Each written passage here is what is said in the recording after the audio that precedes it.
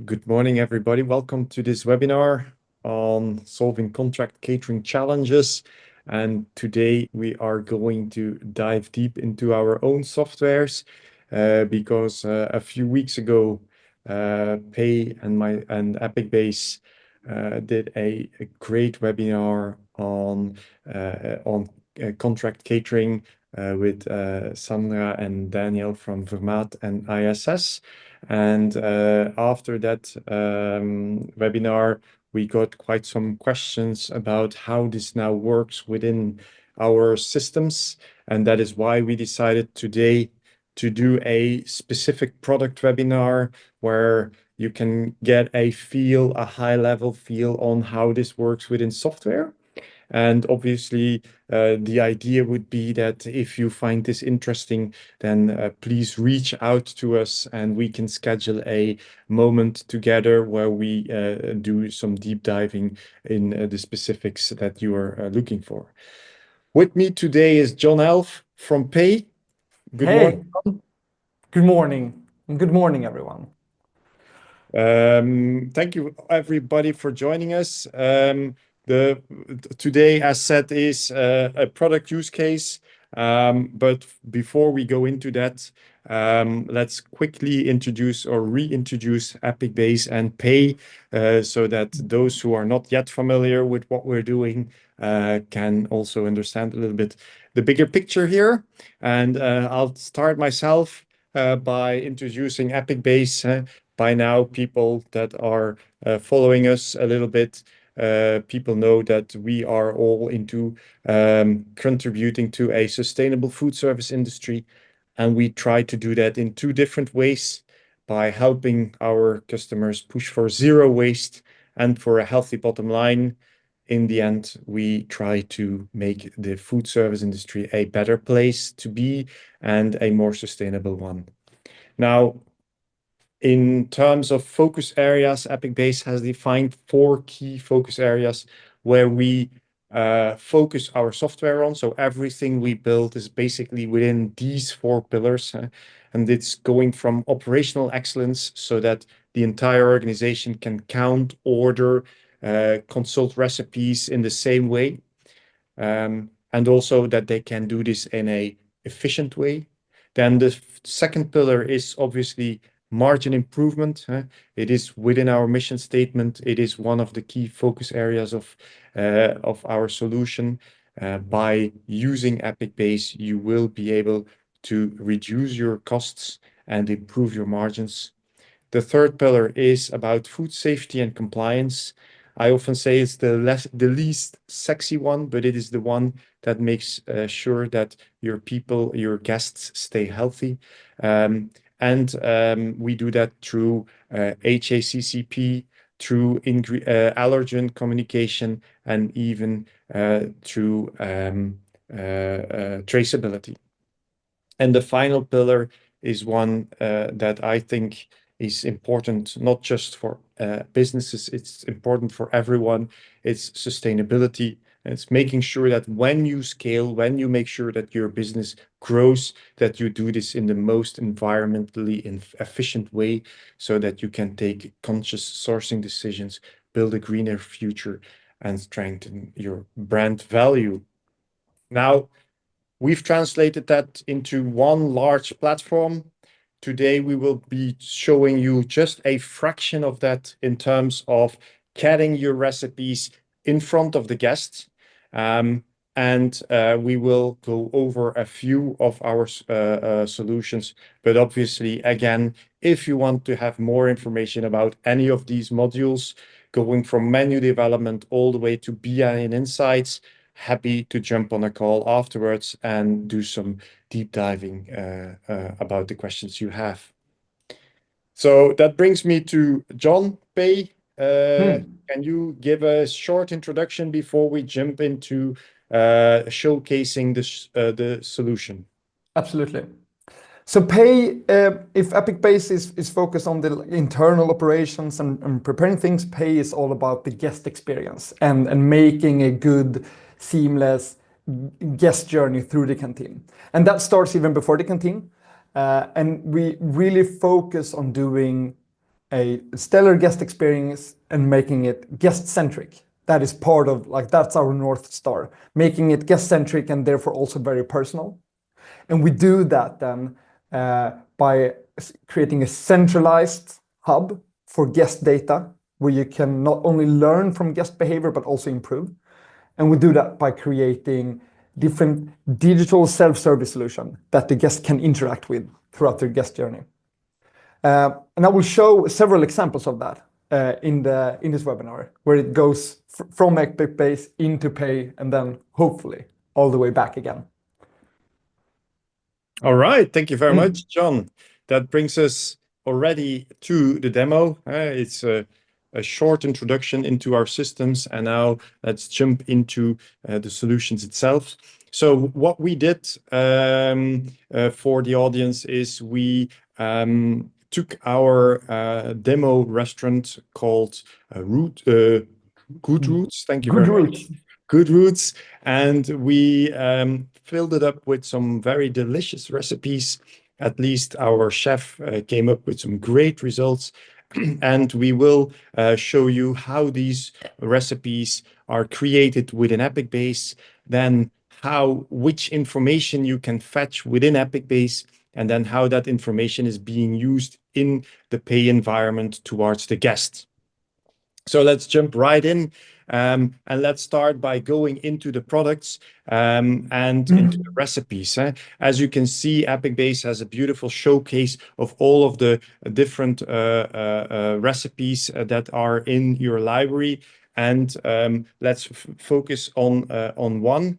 Maybe before I jump into that, on the left-hand side, you can see that obviously you can filter very easily on all of the different recipes, categories, all of the different allergens that should or should not be in your dishes, and even on outlets that use certain dishes or not. So this is your general overview of all of the recipes you have.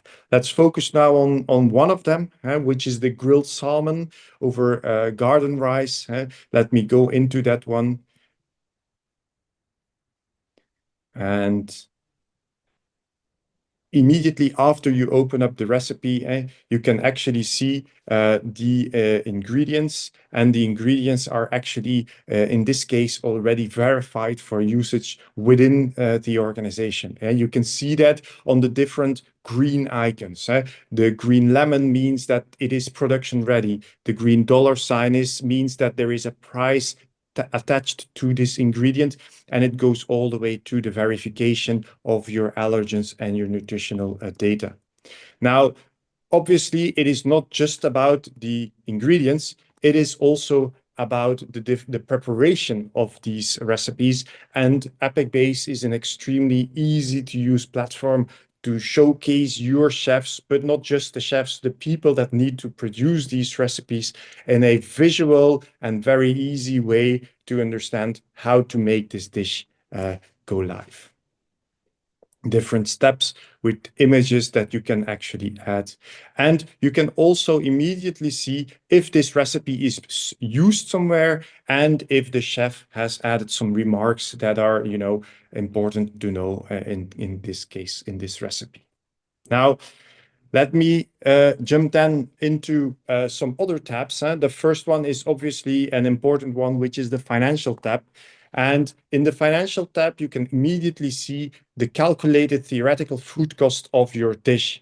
In this case, the grilled salmon has a food cost price of 3.27 euros and a production cost, a theoretical production cost of 80 cents. Now, how do we calculate that? Obviously, again, we look into the ingredient price based on the supplier that you've selected, and based on the package that is the most the best one to use, and we combine that with a theoretical hourly cost to produce this to get to the prime cost of 4.07 euros.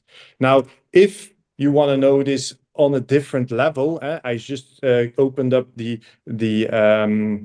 outlet tab there. You can very easily also check this food cost based on the location. So if you have a different supplier in a different section of the country, the prime cost will vary. Now, then Apicbase obviously gives you a lot of capabilities to calculate your margin, see whether or not you are actually on target of your margin calculation. So in this case, the target profit margin should have been 80%. That's what we set out to get. And the theoretical profit margin of this recipe sold at 17 euros is only 71%. So that means that you want to kind of improve the price or reduce the costs, and therefore we actually have the cost and profit-based calculation, which you can see here, where we actually take the target profit margin and we try to advise you on the best possible price. As you can see here, this is the sell price, this is the profit we are getting, and this is then if you want to get a multiplier for, you need to change the price a little bit. Now, one thing that's also interesting is that you can actually, when you go into the edit modus, set a specific sales price per outlet. So when I go here, I can just say I select for example, my Helsingborg Goodroots, and I set a price of 14 euros. But in another location, for example, in Malmö, my price is not 14, but 17 euros. So this is actually how we can very easily set the price that then later on in the front of house can be used to display the correct price to the guests. So the next thing that I wanted to show you is the allergens and nutritions. Obviously, again, very important stuff to showcase to your guests. In this case, we see that all of the ingredients are validated, all of the allergens and nutritional data is approved and validated. Now we can also see we have two allergens in this, the fish and the celery. And if we would want it, we can also showcase the Nutri-Score, which we did not calculate in this case, but we can also support that. And we have the nutrition label, which calculates both per portion and per 100 grams. Now, obviously, having this nutrition within Apicbase is one thing, printing it is another thing. So for that reason, we actually have a label printing functionality, which is right over here. And we can actually see that we immediately select the right recipe here. And then we can choose from different labels that Apicbase supports out of the box, such as a production label, which looks like this. And then we can scale that in terms of printing. We can also print the EU label. We have other labels as well. So that is really easy to in different languages print whatever you need in terms of labeling. Now, one more thing to showcase here is the footprint or the footprint. There we go. The footprint is I'm messing up here. Yes, the footprint is obviously, again, built upon the different ingredients that we are using. And as you can see here, the impact is measured over the entirety of the recipe. So in this case, we can see that the salmon fillet is actually the biggest impact on the CO2 footprint of this dish. And if we would change this, then obviously the basmati rice would change. And I can give you a little hint, it's always the meat and the fish. So that is about it. Now, obviously, we have a database full of recipes. We want to kind of execute on this, and we want to use them in our organization. And for that, we are going to use our planning tool. So the planning tool, we call it the menu planning. We can actually plan menus in a cycle in the organization. So in this case, we already have a few menus planned, but let's plan another one. So we will create a new menu. I call this, for example, the main menu of the week. I let this start on the 5th of May, and I could potentially even run this for 8 weeks. Then I'll add a few courses. I can name this any way I want, but in this case, I choose starter, main, and dessert. And I select the outlet where this will be running. So now I've created the menu, and I can actually start filling up this weekly schedule very easily. On the left-hand side, you see the different recipes in my database, and I can actually, like this, just fill it up with different recipes. And it's as easy as drag and drop. So I just take my Caesar salad and I drag it into the week, day, and I select the portions and the course, and it's there. I do the same with my tomatoes, 50. It standard selects where I dragged it, but I can move it very easily.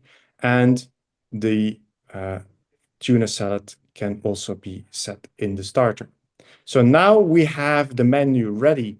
So what can we do with that menu? Obviously, we can showcase this. We can print this off and show it in the restaurant. But obviously, we can also work with this directly to order and also to plan productions. So let us quickly showcase a production plan. An order. So here you see the different menus, and I will now select the recipes of this menu. So we can actually go from a menu view into a recipe view.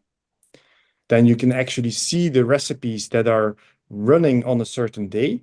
I can select a certain date range, and then I can create an order by just selecting them, continuing with all. Then I get a suggestion of all of the ingredients I need to order in the amount that we need to order them. So this is calculated based on the number of portions I need to make. And then when I add them to the cart, I go into my next phase, which I will not be showing today, but it is the orders and the procurement part of our software. And there you can actually order all of the goods with their different suppliers and get them delivered in time. Now, these recipes are ready for use within the organization from a product perspective, from a back of house perspective, so everybody knows what to do. But obviously, it doesn't stop there. And for that reason, Apicbase and Pej are very good partners. And John is here to tell everything about what they will do or what they are doing with the data Apicbase has already in its database. John, I give the screen to you, and I give the floor to you. Thanks. Awesome. Thanks, Carl. That was awesome. Can I ask you a question before I take over? Absolutely. So the number of meals, can you learn from that as well? Like this specific recipe sold well last time it was on the menu, so make more of it this time. Well, what we do support is demand forecasting, which is actually looking to the past, and then we will kind of give the user a suggestion on how much they need to buy in order to either re-achieve the same number or even improve their sales numbers. But from a guest experience, we don't have the data because we stop at, let's say, the kitchen border. Yeah. Perfect. Okay, so now let me share screen and I will explain to you where Pej comes in. So now Carl has created the recipes, procured the ingredients, everything is in the kitchen. And now we move to the guest-centric parts where Pej come in. And here you have a typical office canteen environment.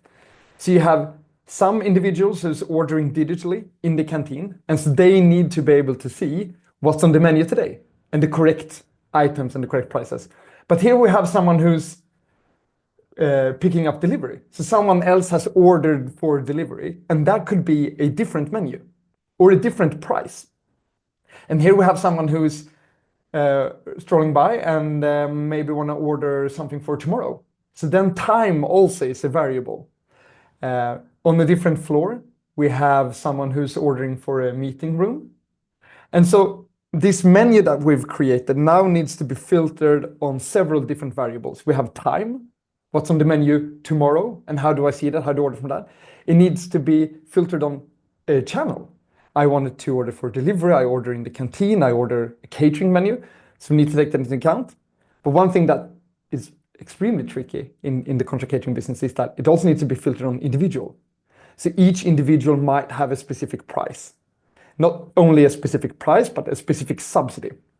So now when we have this item, when it goes into the hand, or a recipe, when it goes into the hand of the end user, there's a lot of new information we need to take into account into making a good guest experience. I will explain some of those variants for you today.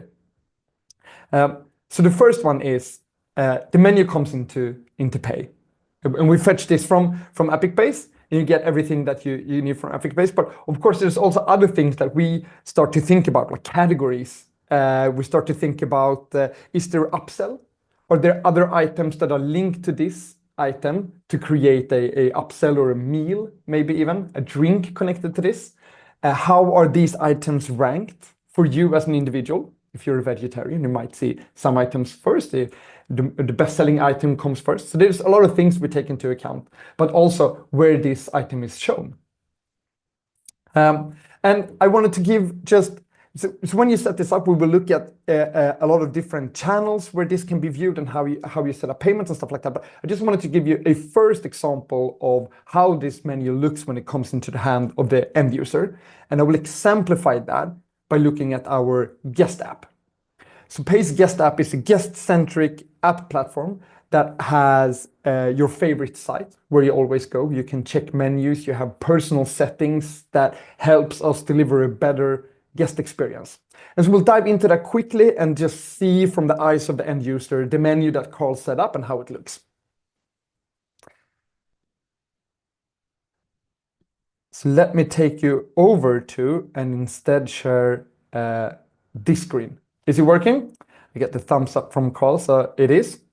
So here, once again, we have the different sites that we looked at before. Now they also have guest-centric names, Innovation Center, the Social Kitchen Club, all of these names that the end user is seeing.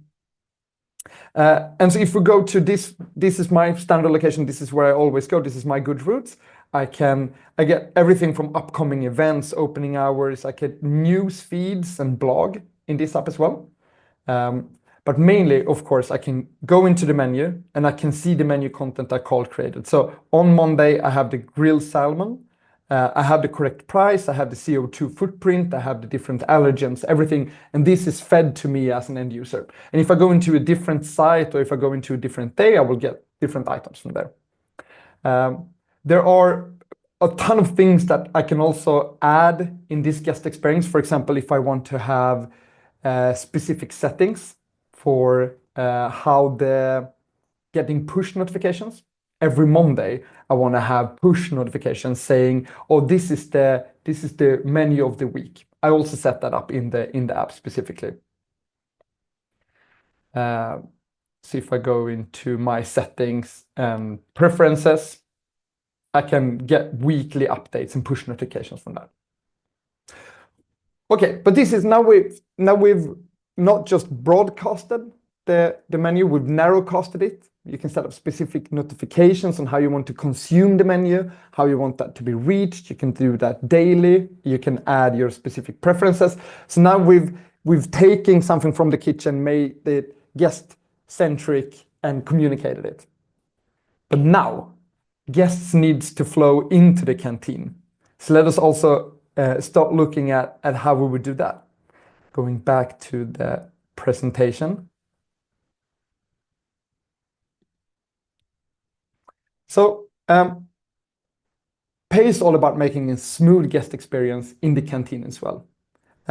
And we are launching continuously new innovative guest journeys of how to solve that. The catering business is usually very tricky because there is a lot of change in the menu. There's the free flow canteen, all you can eat buffet, restaurant setups that typically can't just inherit technology from the rest of the food and beverage industry. It's so much different from your cafe or your fast food or your table service restaurants. And so Pej has developed specific self-service kiosk solution for the contract catering industry. And it goes from being larger screens where you can choose different items and do an upsell journey into squeezing it down to something that sits only on a card terminal. And in some cases, we have smart NFC tags or e-ink displays that communicate the menu and that guests can use their own device to interact with. And so once again, in the admin portal, we can set up our digital signage. This is how we want to communicate the weekly menu or today's menu on a digital sign, but also we can set up of different kiosks.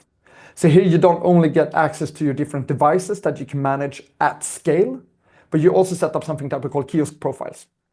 And so the kiosk profile consumes a specific guest journey. And so you can start doing things at scale where you say, this is a buffet guest journey in terms of kiosk setup. And so you can manage that, how it looks, how it feels, the item that we pick up, and that change on hundreds of sites at the same time through the concept of kiosk profile. And then regardless if this is being made online, like on the guest's device, on the web or app, or if this is done on a kiosk, you need to also receive payment. The price that Carl set up in Apicbase, we now need to charge the guest for that price. And that is also managed through this platform. So you set up all know your customer information that you need. You put together your specific payment service provider. So be it Stripe for online transaction, peer-to-peer transactions. You might have specific invoicing set up, or you use a standard Nets payment terminal. And you connect these two different parts of your guest journey. So you might be optimizing for a digital transaction on the app, but then optimizing for a card terminal on the kiosk. And so all of that is managed through this. So now you can you can see the menu on different devices, but you can also charge the guest for that. Okay, but now someone moves into the canteen and they go to the kiosk, or they bring out their guest-facing solution, the app or the web, and they start interacting with the buffet or the meals. And you want to use some kind of influence to create a new guest behavior. And that the unique part of Pej's platform is that we can combine both employee benefits with direct B2C loyalty. Also, one example could be that as an operator, you talk to your client and say it's Earth Day, and we want to create additional discounts on green options. As Carl showed, those are maybe the items with the highest margin and the lowest CO2 footprint. And so both you as the operator and the client increase the subsidy and discount that item specifically on that day. And so one of the powerful things with the platform is that when you set up a new rule like this would be a rule, and it could be Earth Day special, or it could be a recurring rule. It's your birthday that individuals come in and out of. When putting together a rule, you have something called triggers and you have output. And the triggers can be a and/or statement. So you can say, if we are visiting the canteen on a specific weekday or a specific date during a specific hour, and we purchase a specific item. So once again, the specific item that Carl set up in Apicbase, we can reuse here. So we get this specific item with a specific item ID, that is going to trigger a new rule. And the output for that is going to be an additional discount and an additional subsidy. So when someone purchases that, they purchase it to a lower price. Part of that is going to be invoiced to the client. So with this and/or in trigger output statements, we can cover almost any thinkable rule that you can come up with. And we can also make them repeatable. And we can just quickly have a look on how that would look on the guest-facing part once again. So let's see if I can, without having everything crash, move over to my phone. Perfect.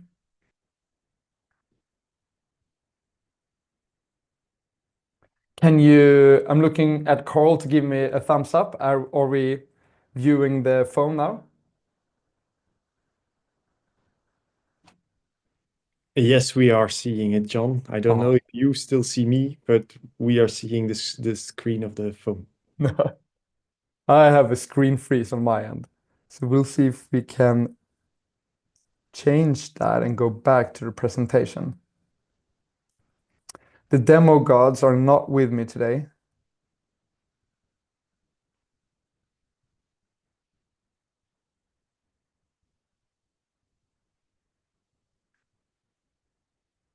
Oh, perfect. I have a computer that lives. Are we back to presentation now? And for those of you who didn't see that because of broadcasting issue, it was a splendid demonstration of how you get specific benefits and loyalty sent to your phone. If you want to see that again, please reach out to us after this, and we will do a more fluent, seamless demo of that. But we're gonna regardless, high stakes. We're gonna try to get into the demo again, because a thing that me and Carl talked about before this is, so now we've gone the journey from having an idea. We have a good chef who can put together a good recipe and put together a menu, and now that has been fed over to the guest who's seen it, went into the canteen, had some kind of loyalty that motivates them to come back. And now we want to use those loyal guests to improve how we communicate. We use those guests to set up the next menu. And so once again, when we do things guest-centric, we can move away from the kind of standard that most of you have seen, a 5-star rating on the item, like how was that? And we can instead say, what would bring you back? If we had these 10 items on the menu, would you come visiting us? What are you missing? So let us see how from a guest perspective, we can also set up that kind of feedback loop that feeds back to Carl and his team, and they can improve on the menu so that next time you broadcast the menu, it's more to the point. And while you are sharing your screen, yes, I have to say I cannot hide my excitement about these kinds of ideas. And absolutely, I think this is, as we say in Dutch, it's completing the circle. Yeah. It is going from an idea into the guest experience, back to the ideas, back to the drawing board, and improving on what guests are having in their canteens. Yeah. High stakes. Okay. So we have a site. Let's go into our specific site. And let's see if we can get the feedback. Oh, perfect. So I also wanted to show you how we do push notifications for this, which we can do. So we can set this up. You can say specifically in your preference, like I'm open to share my ideas, or I'm open to help in how the restaurant is improved. So you can almost set up a ambassador status if you want to, as an end user. And in this specific feedback form, I can also say I'm open to be recognized for who I am, but this can also be completely anonymous. And so how would you recommend us or a colleague to a friend? Very likely, this could instead have been, let's say, if we have these 5 items on the menu, would you come back? And I can even add specific answers to this as well. And this can be linked not only as a freestanding answer, but they can also be linked, if I'm a known user, to my guest data. So we can say this is a guest who's been visiting you very frequently and has been consuming these type of meals, but only on Mondays and Tuesdays, so early in the week. And this is the feedback that this kind of user gives you. And you can even turn that around and say the users that usually comes at the end of the week, Thursday and Friday visitors, but never before, I can put together a feedback form and send specifically to them and see. So I can ask them the question, what would make you come in on a Monday or a Tuesday? Is there any kind of food benefit, or manual recipe that would bring you in earlier on in the week. So you can start working with the guest data and guest behavior in creating feedback forms that can feed back into the kitchen. There's more to show, but I'm gonna I'm gonna bank that as a not demo crash because we have some issues doing this. But hope that was exciting enough and leaves you hanging. If you want to see more on the demo, we will do that once again. All right. Thank you very much, John. Thanks. This was, I believe, a great introduction into how to use Apicbase and Pej within your catering business and how to get the conception of a new recipe in front of the guest. I believe that technology within the food and beverage industry, within the catering business, is only at the beginning. So Apicbase and Pej will keep on working together and keep on improving on a monthly and maybe even weekly basis. So from that perspective, I think we can wrap this up. And I want to thank John for your fantastic demo. And thank the audience for joining us and staying with us during this quick run through. And again, a warm request to, if you want to see more of this and if you want to deep dive, just reach out to us and we will be happy to continue the conversation. So if there is no questions from the audience, and I'm looking at the Q&A, and I believe there were two, but they were answered in chat. If there are no further questions from the audience, then I want to thank everybody for staying with us, and we see you another time. Thank you very much, and goodbye.